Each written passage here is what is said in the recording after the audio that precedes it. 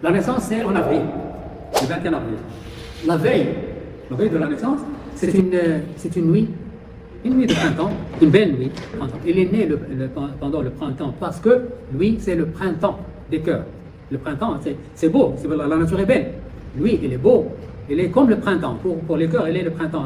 En arabe, on dit Rabi' al-Qulub, c'est-à-dire la joie des cœurs.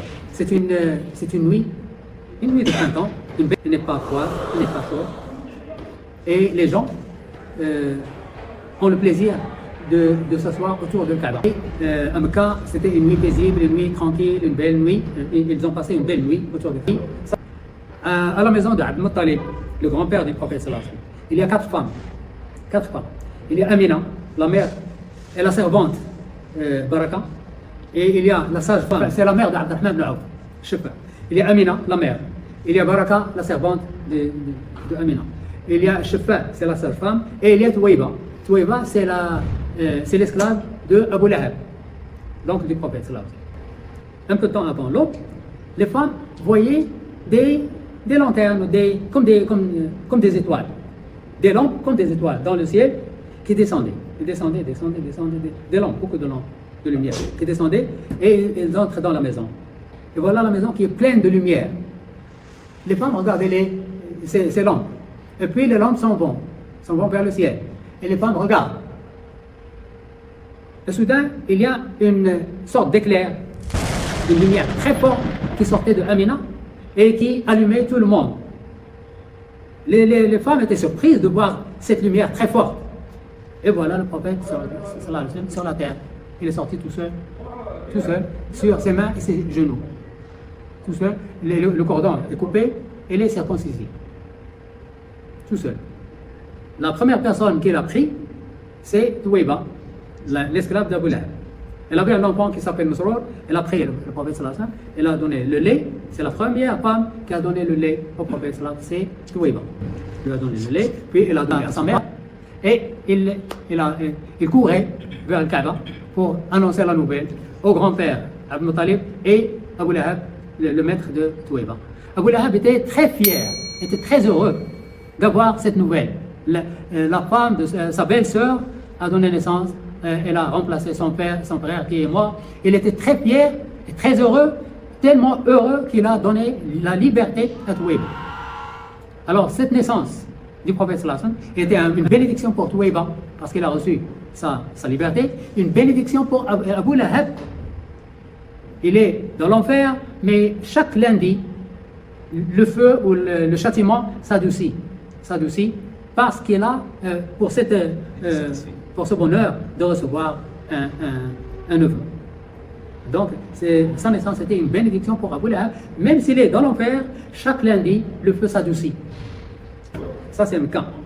Mais en Perse, en Iran, il y a un tremblement de terre. Pourquoi le tremblement de terre en Iran?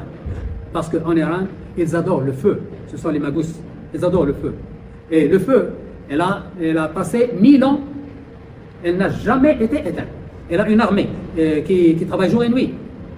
Une armée, deux groupes. Un groupe qui travaille le jour, un groupe qui travaille le soir. Et leur travail, c'est regarder le feu. On enlève le cendre, on ajoute le bois. C'est ça leur travail. Pendant 1000 ans. Elle n'a jamais été éteinte. Et cette nuit-là, elle s'est éteinte. Pourquoi? Parce que la vérité arrive.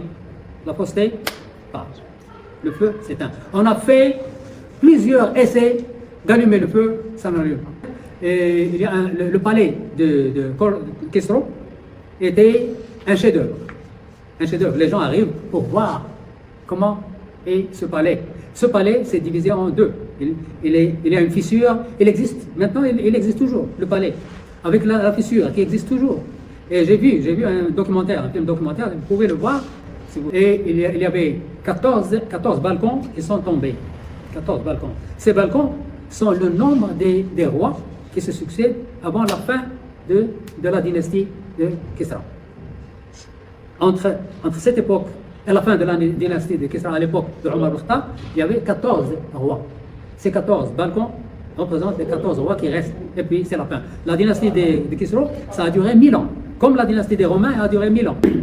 En Syrie, et il y a un lac qui s'appelle Sawa.